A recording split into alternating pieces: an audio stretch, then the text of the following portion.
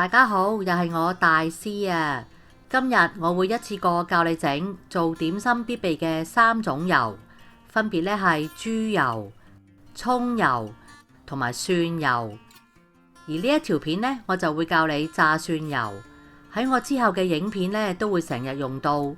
想跟我學整點心嘅話呢，就千祈唔好錯過啦。我仲會話你知點樣去存放啲油，就算放1年半載呢都冇問題㗎。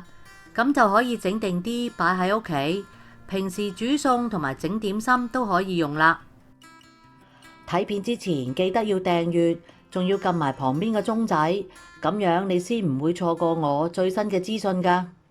首先介紹下啲材料，有啲大粒飽滿嘅蒜頭，同埋啲耐高溫嘅油。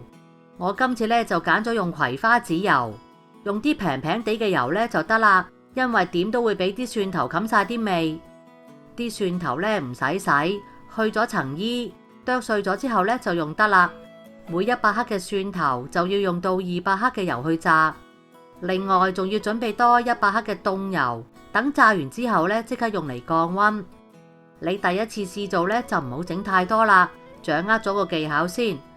唔熟手去處理太多油，其實咧係好危險，好容易會滾瀉。準備一個大嘅鑊，冇嘅話咁你就要分開幾次嚟炸。啲油咧唔好倒咁滿，至少要預留翻1半嘅高度，因為啲蒜頭咧有水分，一放落去啲油咧會即刻湧上嚟。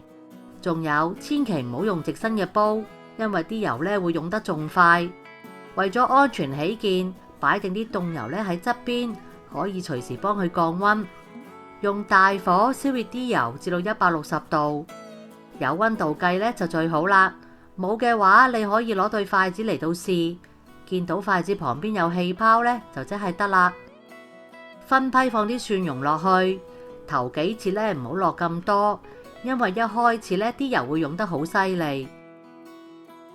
一直要保持住用大火，見到啲油一湧上嚟，就攞個鑊鏟係咁敲鑊邊，啲油咧就會好快落翻去。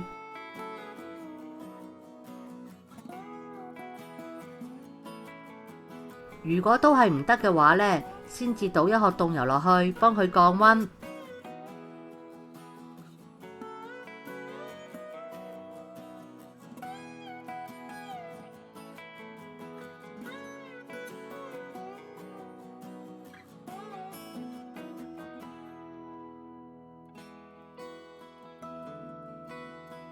當你落咗幾次之後，會發現啲油咧冇用得咁勁，咁就要盡快放埋其餘嘅蒜蓉，唔好俾佢哋相差得太遠。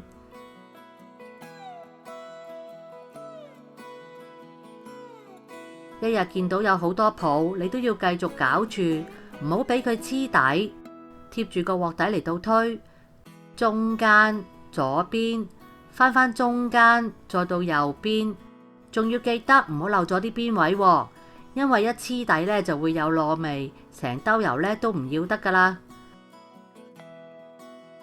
炸到佢哋浮起，轉晒做金黃色，拎起隻鑊鏟，已經冇乜氣泡，就即係完成啦。熄火，即刻倒啲凍油落去，幫佢降溫。揾個乾淨、冇水同耐熱嘅容器咧裝起佢，放喺陰涼同唔好太潮濕嘅地方。